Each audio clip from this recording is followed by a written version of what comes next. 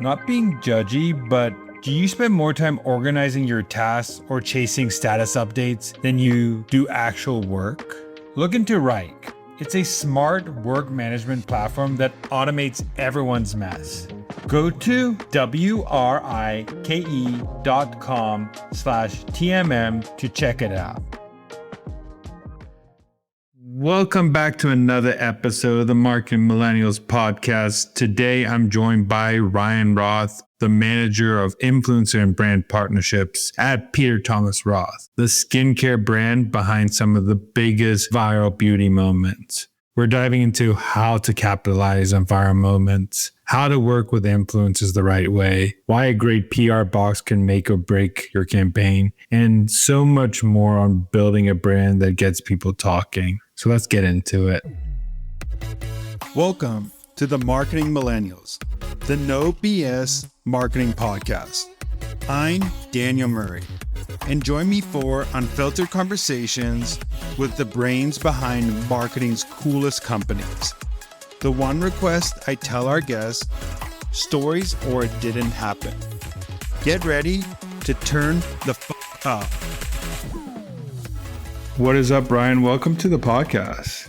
Thank you for having me, Daniel. I'm excited to be here. I want you to go just a quick background what Peter Thomas Roth is so people understand what we're talking about, and then we can jump into social media. So Peter Thomas Roth is my dad's name, but also a brand that he started a little over 30 years ago in clinical skincare. So his thought process behind it was the space was really missing really thoughtful ingredient first skincare. That's something that he really cared about at the time. It was very, fluffy, super rich, overnight magic cream, like was every product in the market. And he was like, well, what's in this? What's this doing for me?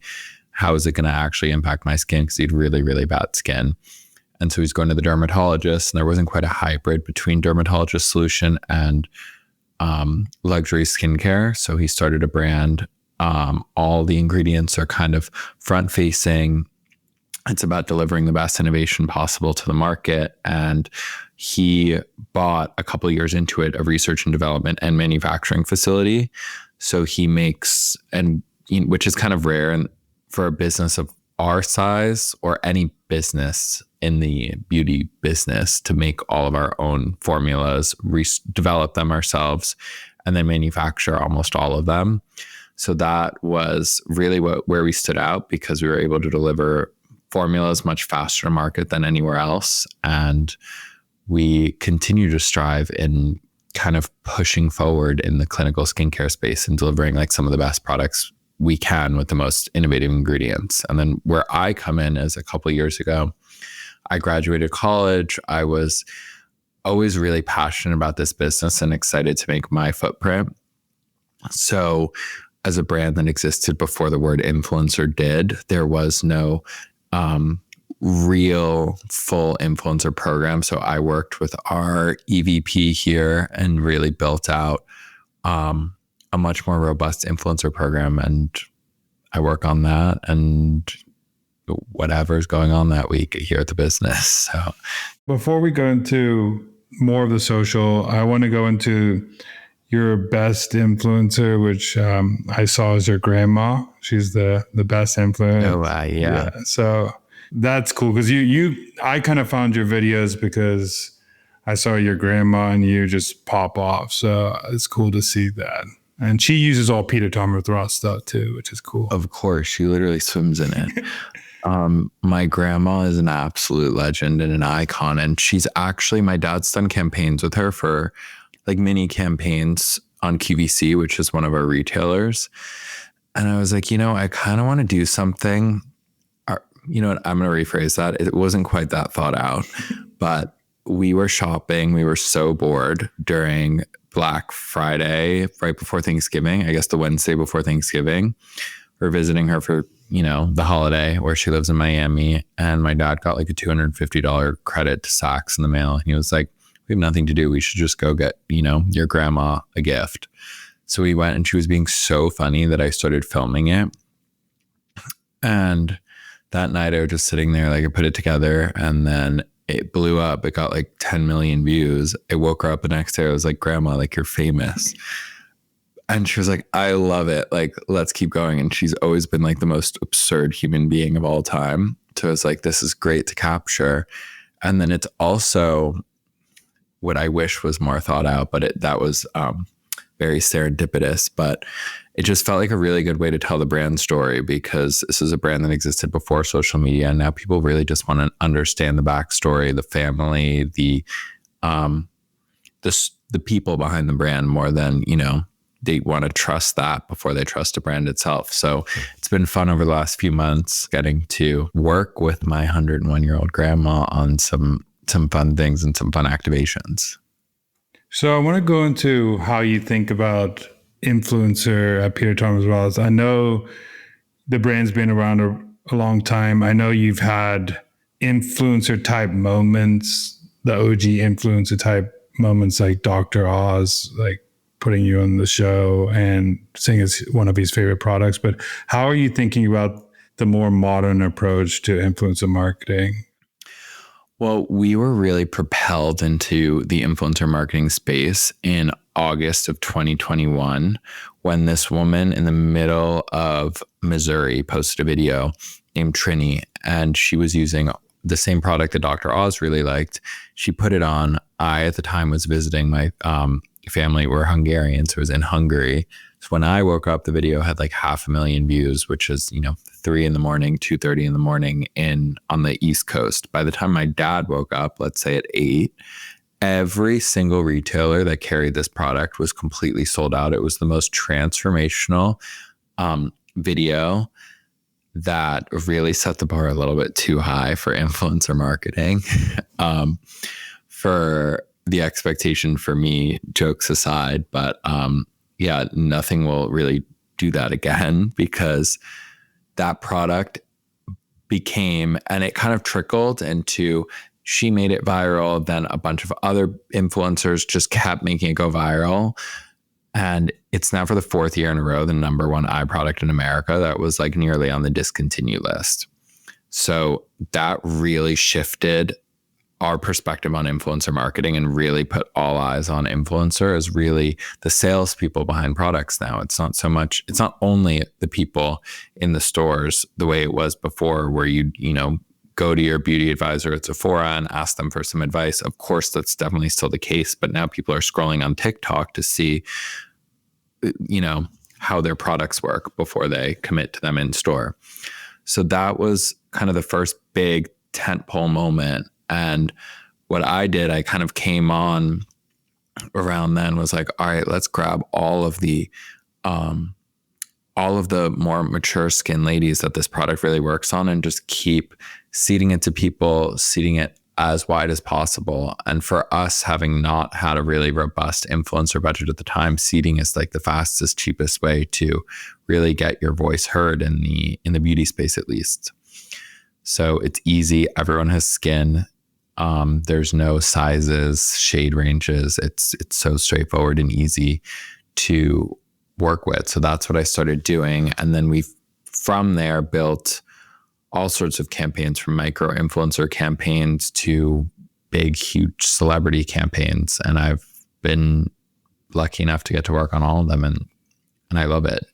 But the takeaway is it's always the unexpected person that can really skyrocket in the influencer space. And it is a pretty crazy video. I watched the video and it actually works really well, that eye product. So it actually is not one of those trick influencer videos where they're trying to sell that. It actually, she woke up, she looked like she had really big bags, and then they went away in 5 minutes, which is kind of crazy to see.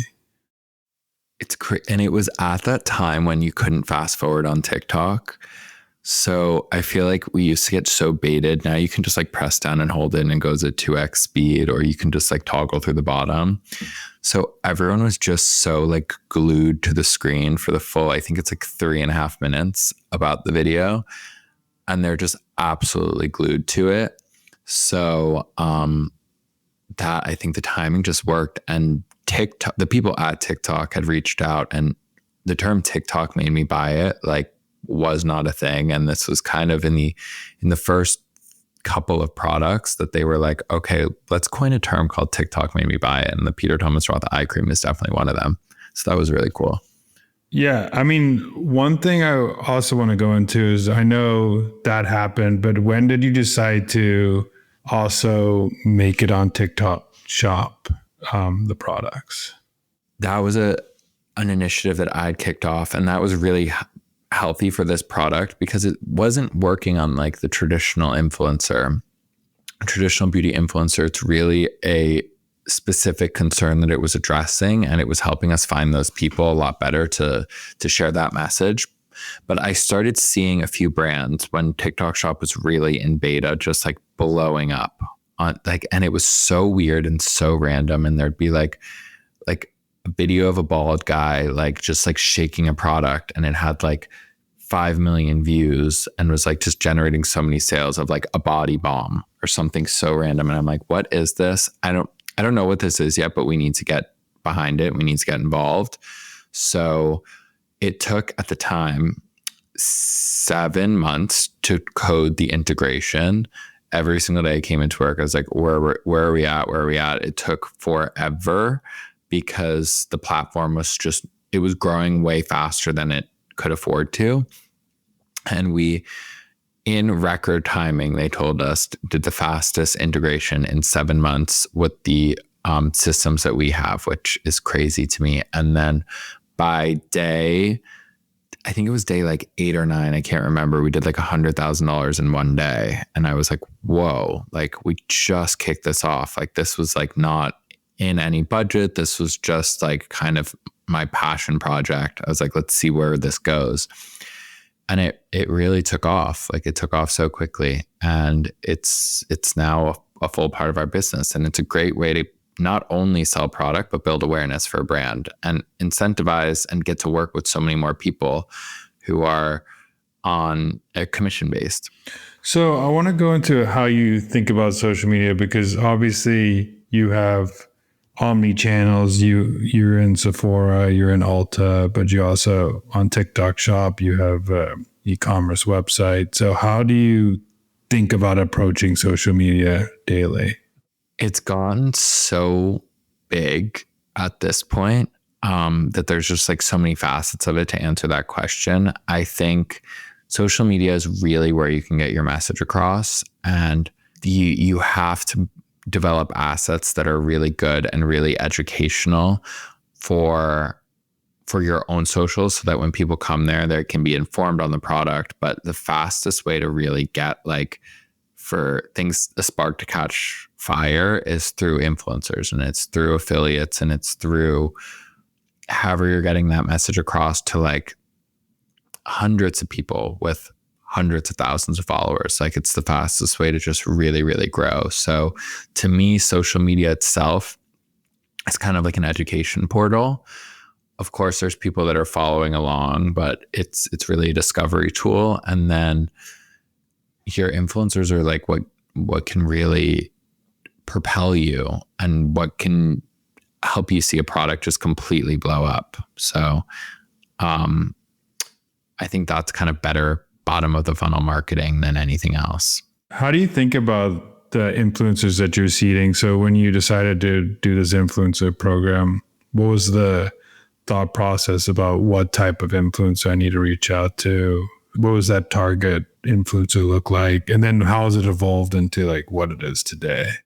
Yeah, I'm a little bit of a packaging snob. So I was like, I love a good PR moment. And I think there's nothing cooler than a thoughtful, creative PR mailer. So this was January 22 or 23. I can't even remember at this point. A couple of years ago, January, I remember I was like, let's kick off like a really different, interesting PR, like not just a regular box with a postcard. Like let's do something a little bit bigger. And it was actually for this product right behind me. And like you open the top and like the sides of this box like fell down, and the product was sitting in a pedestal with like a mirror on the base, and it was super cool and different. And I was like, this is the direction I want to go. And now influencer boxes are a full part of our marketing 360 campaigns is building out really cool and interesting boxes, and they've gotten a lot better. But I remember, I think that box went out to like 250 people. And I was working on that list on my own, and it was genuinely just people that either I knew, I was friends with.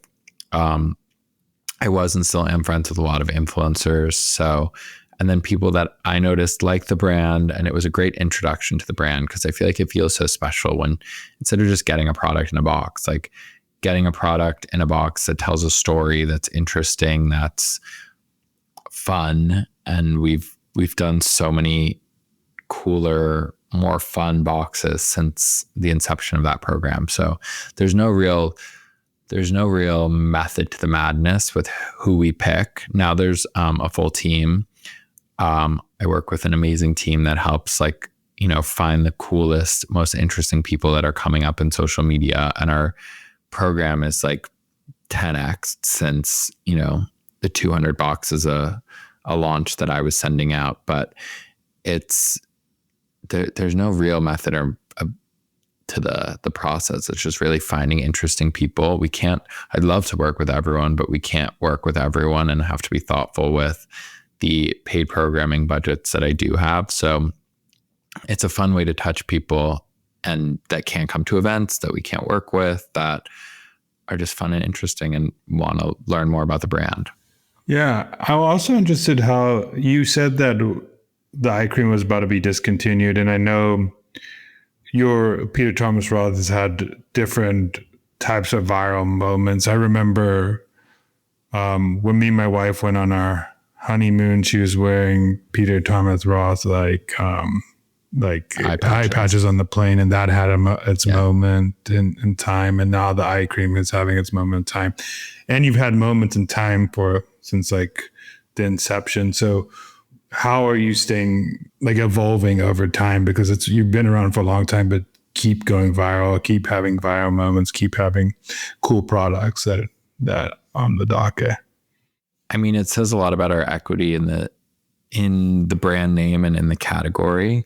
But what I think is lucky, and not to name, there's been a bunch of huge viral moments, dating as far back as Bill Clinton using the sunscreen, and it was all over People magazine while he was president, which was a very long time ago. So that was really kind of the first viral moment before we really knew that word. But I think what's nice about the eye cream is that it's like a franchise. There's a primer, there's a face tightener, there's a lip product, there's a blush and bronze stick. So that there was a little bit of an existing franchise in the Firmex family, which is what that eye product is.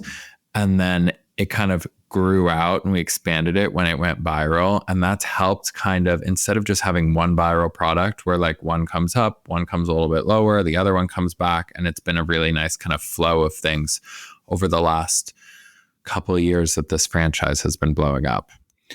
I want to go into obviously the beauty industry is one of the most competitive, and it's actually one of the best to be in because shipping costs are not as high as if you're shipping a soda brand or something like that. So our shipping costs are crazy, and I don't know how brands like Poppy are sending so much. How can you afford to send those 10 pounds of soda around so quickly? But it's crazy how they do it. But I wanted to know what are some things that you're thinking about to stand out on social that are different than what these, because obviously there's tons of brands that you're competing against.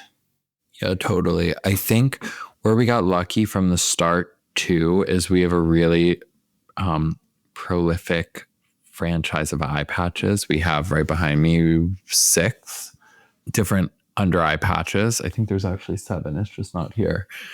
And skincare was not visual. There was a point in influencer marketing where, there was no videos. People would just post still images on Instagram and there was no carousels. So they just hold up a skincare product. And that just, to me, isn't going to sell a product.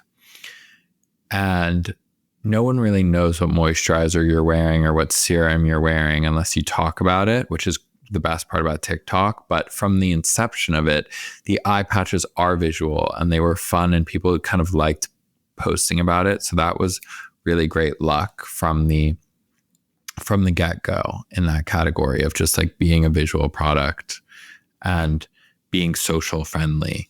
So that was a fun way to kind of dip our toe in and stand out. But a lot of our products deliver results. I mean, they all deliver results, but some of them even in a matter of minutes, in a matter of a few weeks. And that's what I think really stands out about our brand and what sells a product. It's not just like a nice experience to put the cream on. It's going to deliver results. And that's, I think, the key to success here. So people really trust Peter Thomas Roth and have continued to trust Peter Thomas Roth to deliver that. But there's also a really nice generational piece that this brand has that I'm really fortunate to get to work here with. I mean, I get to work really closely with my dad, which is great, but it's really the brand that, you know, people saw their moms using and their moms trusted it when there weren't as many competitive brands out there. So they know to jump in and know that they can trust it too themselves. Yeah. And I mean, I saw you did podcast type videos with your dad. And one of the things he said is like, he's an ultimate perfectionist. And that's why he built his own factories and stuff like that, because he wanted to perfect the product. And I think that's also what stands out of other beauty care brands, because they're not spending that much time to make sure the product works in every single environment, every single skin, every single type of whatever the result thing is, what you said at the beginning, is really what he cares about.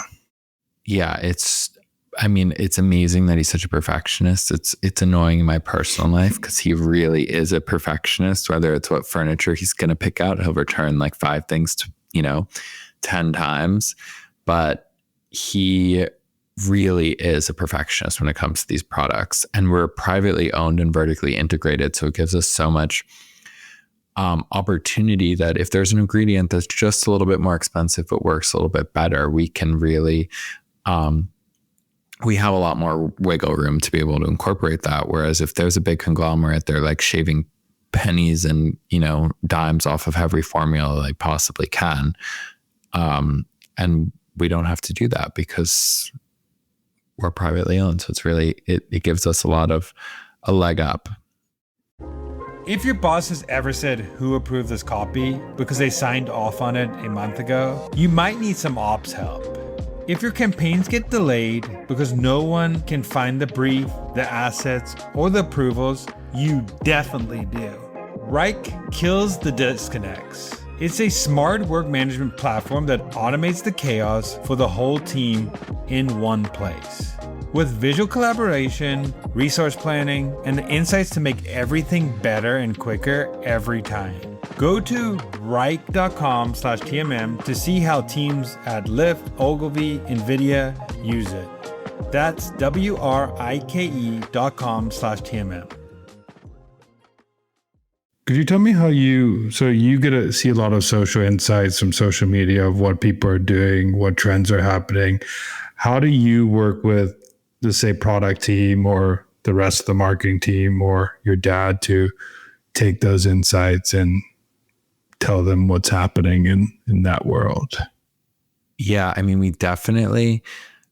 have group chats, different variations of group chats going off at all hours of the day, but there is a full team that's dedicated to just researching the products that are launching as well as the social trends, and they're making reports regularly, what's coming out, what's launching at Sephora, what we're seeing leave Sephora, and how trends are shifting. But like I said, visual results are always do super well. So we've always been really excited to dedicate our innovation to that. And can't really speak to it, but the products that are coming out in May 1 and June 1 are really, really exciting, really social driven products. So I'm very excited to get to deliver that. So, I mean, the get ready with me's have always been like a staple in the TikTok world. Where do you think that is going? Because in COVID, you can follow one person and you had this in-depth relationship with that person you're following, but now it's gone into more like making sure every video pops off because there's such a shorter attention span with YouTube Shorts and Instagram Reels and all these platforms. So how do you think about the evolution of influencer in the beauty space? I mean, number one, Get Ready With Me's were the best thing to ever happen to the beauty industry because influencing was for fashion, and then because influencing was about pictures, and then this whole trend of like, watch every single step of the 15 different products that I use on my face while I tell you about my day popped off. And that was just so huge for beauty. So I don't think it's going anywhere, not for that reason, but I don't think it's going anywhere because there is just such an urge to feel really connected to an influencer. And the more authentic you come across, the better you do. And so that's why like this whole Alex Earl, like Get Ready With Me trend too, is that's her opportunity to just like, it feels like you're on FaceTime with her and you're like she's gorgeous. So you see what she's doing to shape her face and her routine. So I don't think it's going anywhere. However, it's not as I'm noticing it's not as prolific as it was before, but I think that if I could predict the trends and know it was coming forward, I genuinely wish I could. Yeah, I mean, you do it in your own videos too, which you naturally integrate Peter Thomas Roth, even though like it doesn't seem like you're selling it. You just say, I went out partying one night and I need this eye cream, or I need this moisturizer, or I need this or I'm going out, I need to do a quick tune up. So I think the way you do it is pretty natural too. Like if people wanted to follow a good way to do it, it's pretty natural way to do product placement. Yeah.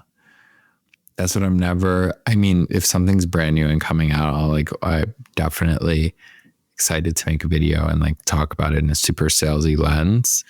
But it doesn't always work. Like people just kind of want to see it like woven into a routine. So I dabble with this too with some influencer campaigns. I'm like, yeah, I need a dedicated video. However, I also would really like to see in another integrated video, just like incorporating, just using the product, because we've discussed, I know you like it. I know you made a video, but I want to like have a little bit of a through line and a 360 campaign here that makes it really authentic, because authenticity is what sells. What's more successful for you all? I know you've done big celebrity campaigns, but you also done like, I mean, if you look at your feed, it's all normal people and and your grandma doing stuff. What has been performing more? Is it the micro influencer space or the big celebrity endorsements? I mean, it really depends how you measure it. I love working on big celebrity campaigns. I think it's so fun. It's like, it's stressful, it's exciting, it's different, and you just get like such a fun ripple through press, because traditional press isn't totally dead at all. And it's just like, it feels a little bit more permanent in some ways than smaller micro influencer, mid-tier influencer, traditional campaigns, but both are effective in different ways. And I think the reality of the reason they build campaigns with so many different people is because it's a gamble. Like, that someone's going to sell a lot better than someone else, but you don't know that before you start. So that's why you kind of have to diversify with a big group of people that you're going to be working with. And a celebrity campaign is just always a more stressful, bigger bet, because it's one person and you're relying on your gut to tell you how commercial that campaign is going to be and how it's going to ripple. And we've been lucky and thoughtful with the last few celebrity campaigns that we've done that they've been really successful, but it does really tie into someone's brain when you work on something like that. Like we worked with Lindsay Lohan, and it's, 2 years ago now almost.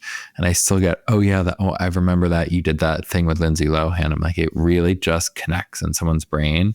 Whereas maybe there's a micro influencer that we worked with 2 years ago and which was much more successful in a lower funnel capacity, but it doesn't quite resonate the same way that it does 2 years later when you work with a bigger celebrity. Yeah, that makes sense. I mean, one's mainstream reach embedded into culture. One is more get your name in these small micro communities.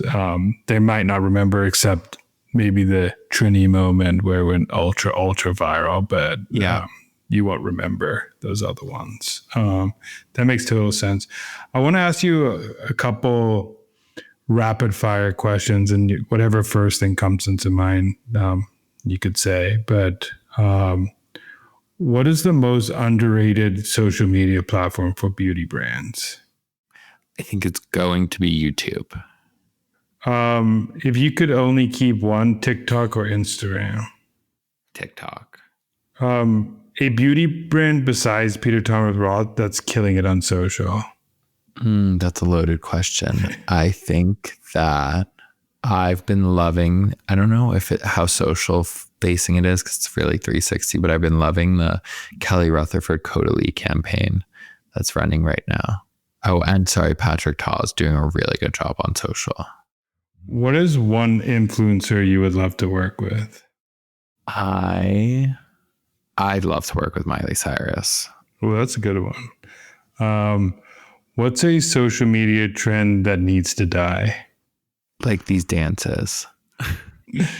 What is your favorite Peter Thomas Roth product? The water trench cream.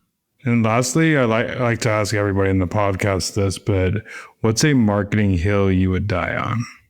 I mean, definitely authenticity sells no matter what. And I feel like a lot of people disagree with me, but I think no publicity is bad publicity.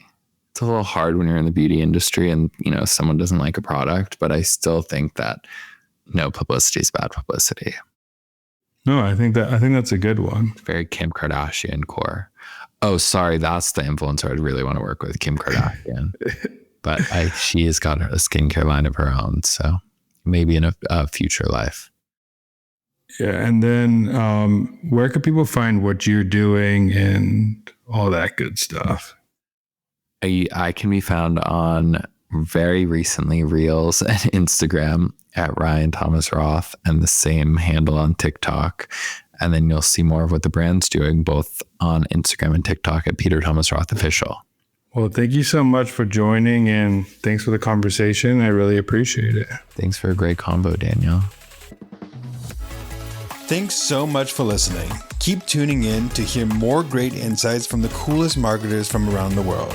If you haven't already, make sure to subscribe and follow the Marketing Millennials podcast on Apple Podcasts, Spotify, YouTube, or wherever you get your podcasts.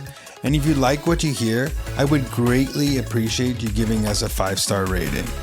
It helps bring more marketers into our community.